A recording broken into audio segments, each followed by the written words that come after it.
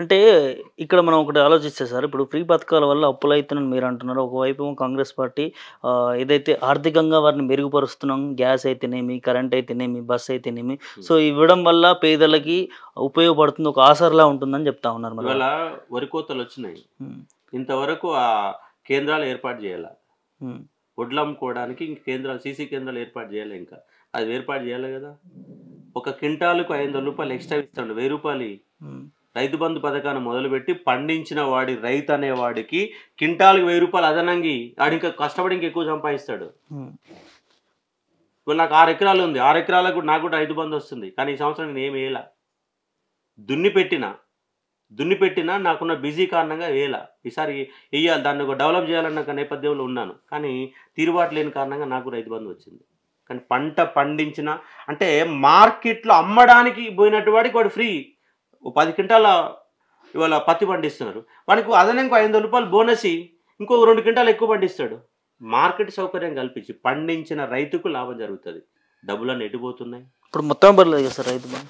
పడ్డది. ఒక 3, 4 ఎకరాలకు ఇచ్చారు. 4 హ్మ్. ఎకరాల వరకు ఇచ్చారు. ఇంక మొత్తం ఇయ్యలేదు. మార్చి 31 లోగా ఇస్తామని చెప్తా ఉన్నారు. అందుకే ఎట్టిస్తారు చెప్పండి?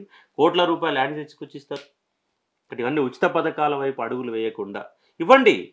దానికొక కారణం ఇప్పుడు ఇలా మహిళలకు ఫ్రీ బస్ పాస్ ఇవ్వకు. ఒక స్కూల్‌లో ఒక పిల్లవాడు చదువుకోడు. గవర్నమెంట్ స్కూల్‌కి పోయేవాడు నెలకు రూ. 1000 స్కాలర్‌షిప్ వాడు మంచిగా చదువుకుంటాడు గదా! ఇప్పుడు బస్సుకు పెట్టే ఖర్చు స్టూడెంట్‌కి. వాడు మంచిగా చదువుకుంటాడు. ఒక ఆస్పత్రి తీసుకోపో. గవర్నమెంట్ ఆస్పత్రి మంచిగా కార్పొరేట్ రాజ్యంగా చెయ్యి. పేదవాడు వాడికి రోగం వస్తే రూ. 1,00,000, 2,00,000, 5,00,000 ఖర్చు పెడుతున్నాడు. అవి మిగులుతాయి గదా! నువ్వు రూ. 100, 200 ఎందుకు ఇవ్వాలా? వాటన్నిటి ఒక వ్యవస్థగా మార్చు. వ్యవస్థ మార్చి ఉపయోగపడుతది. ఇవాళ మొత్తం తెలంగాణ సమాజం గాని, ఏ సమాజం గాని మొత్తం ఖర్చు స్కూల్ ఎడ్యుకేషన్ మీద పోతుంది. వైద్యం మీద పోతుంది. రోగం వస్తే మినిమమ్ రోగం వస్తే రూ. 50,00,000 సింపుల్‌గా ఎళ్ళిపోతున్నాయి. దాని మీద ఖర్చు పెట్టు తప్పేంటి? ఉచిత పథకాలు ఇవ్వకుండా వాటిని అవసరానికి అనుగుణంగా అభివృద్ధి చేయమని చెప్తున్నా. రైతులకు మార్కెటింగ్ సౌకర్యం కల్పించమని చెప్తున్నాం. అంతేగాని ఉచితాలు ఇవ్వద్దు.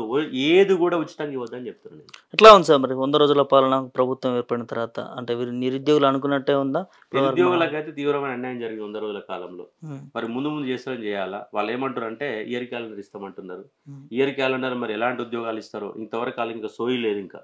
ఇయర్ క్యాలెండర్ పైన ఇంతవరకు ఒక సమీక్ష కూడా జరగాల. హ్మ్. ఏ ఉద్యోగాలు ఇవ్వాలన్న ఒక అవగాహన కూడా లేదు. నిరుద్యోగులకు మాత్రం ఈ కాంగ్రెస్ గవర్నమెంట్ వల్ల ఇప్పటి వరకు 1% కూడా లాభం జరగల. గత గవర్నమెంట్ ఇచ్చిన నోటిఫికేషన్‌లు మాత్రం పత్రాలు మాత్రమే ఇచ్చారు తప్ప కొత్త నోటిఫికేషన్ రాలా. ఒక డీఎస్సీ మొన్న కొత్తగా ఇచ్చారు. అది కూడా పాత నోటిఫికేషనే. పాత నోటికి అదనంగా పోస్టులు పెంచారు. 4,500 పోస్టులు డీఎస్సీలో పెంచారు. గ్రూప్ వన్‌లో 60 పోస్టులు పెంచారు. ఈ 2 తప్ప వాళ్ళు చేసింది ఏం లేదు ఇంతవరకు. కాబట్టి నిరుద్యోగులకు న్యాయం చేయమని కోరుకుంటున్నా. న్యాయం చేయకపోతే అడ్డంగా రేపు పార్లమెంట్ ఎన్నికల్లో మీకు ఫలితాలు కంపల్సరీగా డిఫరెంట్‌గా వస్తాయి. రేపు స్థానికల ఎన్నికలు కూడా వస్తున్నాయి. స్థానిక ఎన్నికలు కూడా విద్యార్థులు అనేవాళ్ళు ప్రభావితం చేస్తారు. ముందుగాల చదువుకున్నోడికి ఉపాధి కల్పించండి. చదువుకున్నోడికి న్యాయం చేయండి. ఒకవేళ ప్రభుత్వ రంగంలో అన్ని ఉద్యోగాలు ఇవ్వలేరు మీరు. మరి ప్రైవేట్ రంగంలో కూడా 70% స్థానిక రిజర్వేషన్ ఇస్తామన్నారు. నెక్స్ట్ ఈ నోటిఫికేషన్‌లన్నీ అయిపోయాక ఎందుకంటే ఇప్పుడు గ్రూప్ 1, గ్రూప్ 2, 3 డీఎస్ అన్ని ప్రిపేర్ అవుతున్నారు. ఇక్కడ విద్యార్థులు అనేవాళ్ళు డిస్టర్బ్ చేయడం అనేది కరెక్ట్ కాదు కాబట్టి, ఈ గవర్నమెంట్‌కి సంబంధించిన నోటిఫికేషన్‌లు అన్నీ అయిపోయాక, ప్రైవేట్ రంగంలో స్థానిక రిజర్వేషన్ ఎట్లా అమలు చేయాలో చూస్తాం. దానికోసం అసలు నిరుద్యోగులందరిని ఏకతాటి మీద తీసుకొచ్చి, రాష్ట్ర వ్యాప్తంగా కూడా మహా పాదయాత్ర నిర్వహించి, నిరుద్యోగిత అంశాన్ని ప్రభుత్వాలకు గట్టిగా, బలంగా అశోక్ సారు నిరూపించే ప్రయత్నం చేస్తాడు. చూపించే ప్రయత్నం చేస్తాడు. నిరుద్యోగుల పక్షాన 100% నిలబడతాడు. అంటే ఇంకోటి సార్, ఇప్పుడు మీరు లెక్చరర్ కాబట్టి, సో ఇదే అంశం పైన నాకు ఒకటి గుర్తుకొచ్చింది. హ్మ్. ఇవాళ తెలంగాణ రాష్ట్రంలో విద్యాశాఖ మంత్రి లేరు. లేరు. ఏదైతే ముఖ్యమంత్రి దగ్గరనే ఉంది ఆ అవును. పదవి. అవును. అవును. సో ఇది లేకపోవడం వల్ల విద్యార్థులకు కావచ్చు, లేకపోతే వీరికి ఏమన్నా ఇబ్బంది కలిగే పరిస్థితి కనిపిస్తా ఉందా ఎట్లా? 100%. ఎందుకంటే విద్యాశాఖ మంత్రి ఉంటే విద్య గురించి ఆలోచన చేస్తాడాయన. హ్మ్. ఏం చేయాలని చూస్తాడు. ఇప్పుడు కేసీఆర్ కాడ మన రేవంత్ రెడ్డి కాడ విద్యాశాఖ మంత్రి పెట్టుకుంటే ఆయనకున్న బిజీ షెడ్యూల్‌లో ఇప్పుడు ఆయన కాంగ్రెస్ టికెట్లు ఇచ్చే పంచాయతీ ఆయనే చూసుకోవాలా, హ్మ్. పరిపాలన ఆలే చూసుకోవాలా, రైతులకు ఏం చూసుకోవాలా అన్నీ ఆయన చూసుకోవాలి. ఎందుకు మరి విద్యాశాఖ అంటే ఎందుకు అంత అంత చిన్న చూపు మీకు? ఇప్పటిదాకా విద్యాశాఖ మంత్రి ఎందుకు ఏర్పాటు చేయలేదు? అంటే మీకు విద్య వల్ల ఏమి రాదు. దానివల్ల ఎలాంటి ప్రయోజనం లేదన్నటువంటి ఫీలింగ్‌లో మీరున్నారు. హ్మ్. ఇవాళ మురళీ సార్ ఉన్నాడు. ఆయనకు సలహాదారు పెట్టుకోండి. స్కూల్స్ అన్ని బాగా చేయండి. కాలేజీ వ్యవస్థను బాగా చేయండి. విద్యా వ్యవస్థ పైన దృష్టి పెట్టండి. మీరు ప్రతి గవర్నమెంట్ ఏ స్కూల్ మూతపడ్డ స్కూల్ అని తెరిపియడం కాదు. దాంట్లో క్వాలిటీ అనేది అందజేయాలా. గవర్నమెంట్ స్కూల్‌పై విద్యార్థులు రావాలి. ఎందుకంటే ప్రతి స్కూళ్ళల్లో ఇవాళ ఆటోలు ఎక్కి చిన్న చిన్న పిల్లల్ని ఆటోలు ఎక్కిచ్చేసి పట్టణాలకు పంపిస్తున్నారు. వాళ్ళు సంపాదించిన కాడికి ఈ స్కూళ్ళకే కడుతున్నారు. ఒక్కొక్క విద్యార్థికి అంటే మండల స్థాయి ఉన్నటువంటి స్కూళ్ళల్లో కూడా సంవత్సరానికి 20,000, 30,000 రూపాయలు కడుతున్నారు. నీ రైతు బంధు అంతకంటే ఎక్కువ ఒక స్కూల్ పిల్లవాడికి అయ్యే ఖర్చు కంటే నీ రైతు బంధు ఎక్కువ వస్తుందా? రాదు కదా. నువ్వు రైతు బంధు ఇచ్చే పైసలు స్కూల్ వాడికి ఎడ్యుకేషన్ ఇవి ఉపయోగపడుతుంది కదా. దాన్ని అసలు కాడ ఖర్చు పెట్టకుండా లాక్కుంటారు. వైన్ షాపుల కాడ లాక్కుంటారు.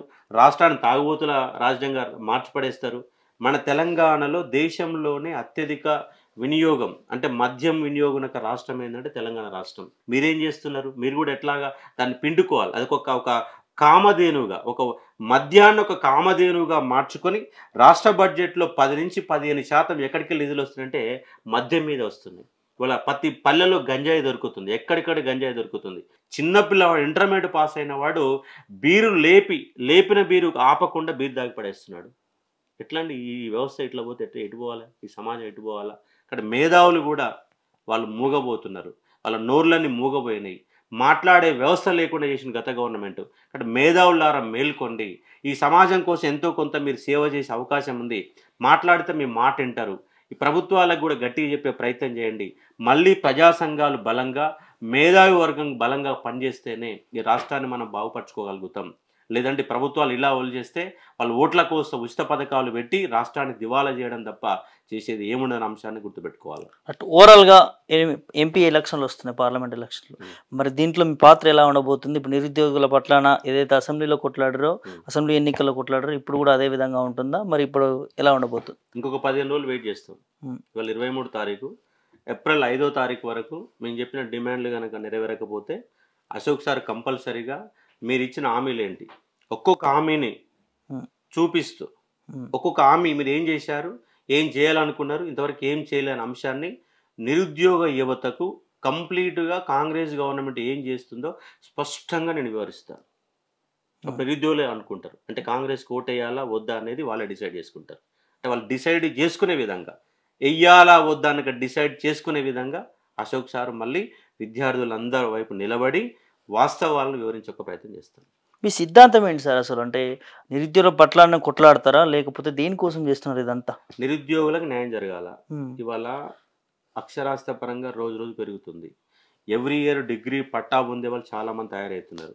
కేవలం పట్టాలు పొందే విద్యార్థులుగానే మారిపోతున్నారు. వాళ్ళకి సరి అయినటువంటి ఉపాధి దొరకడం లేదు. ఉపాధి దొరకక చదివిన చదువుకు గౌరవం దొరకక మానసిక సంఘర్షణలు నిలబడిపోతున్నారు. నిరుద్యోగి అనేవాడు చదువుకున్న చదువుకు అనుగుణంగా వాడికి ఉపాధి దొరకాల. అది ప్రభుత్వమా ప్రైవేటా, గవర్నమెంట్ ఉద్యోగమా లేదా ప్రైవేట్ ఉద్యోగమా అనేది వాడు దొరకాల. ఎందుకంటే రాబోయే రోజులలో చదువుకున్న వర్గం ఇంకా పెరుగుతుంది, కానీ దానికి అనుగుణంగా అవకాశాలు దొరకడం లేదు. అవకాశాలు సృష్టించే విధంగా ప్రైవేట్ రంగంలో ఉద్యోగాలు దొరికే విధంగా కొట్లాడుతా. నా ఎజెండా నిరుద్యోగ ఎజెండా, వేరే ఎజెండాలు ఏం లేవు, పదవుల ఎజెండాలు ఏం లేవు. ఓన్లీ నిరుద్యోగ ఎజెండా మాత్రమే ఉంటుంది. ముందు కొట్లాడుతా. నాట్ ఓన్లీ కాంగ్రెస్ గవర్నమెంటేగా, తర్వాత ఏ ప్రభుత్వాలు వచ్చినా కూడా నిలబడతా. నేను ఎటువైపు అంటే ప్రభుత్వాల వైపు కాదు, నిరుద్యోగుల వైపే. నిరుద్యోగుల వైపు ఉన్నాను కాబట్టి టీఆర్ఎస్ గవర్నమెంట్ మీద కొట్లాడినా, నిరుద్యోగుల వైపు ఉన్నాను కాబట్టి కాంగ్రెస్ గవర్నమెంట్లో కొట్లాడుతున్నా. రేపు మరో ప్రభుత్వం వచ్చినప్పుడు నిరుద్యోగుల వైపు నిలబడతాను. చూసారు కదా, ఏదైతే నిరుద్యోగులకు న్యాయం చేయకపోతే ఖచ్చితంగా నిరుద్యోగ పట్ల నిలబడి కొట్లాడుతాం. నిరుద్యోగులకు న్యాయం చేసేంత వరకు కూడా ఏ ప్రభుత్వం వచ్చినా కూడా నిరుద్యోగ పట్లనే ఉంటానని చెప్పి కూడా అశోక్ సార్ గారు స్పష్టం చేసిన నేపథ్యం మనకు కనిపిస్తూ ఉంది.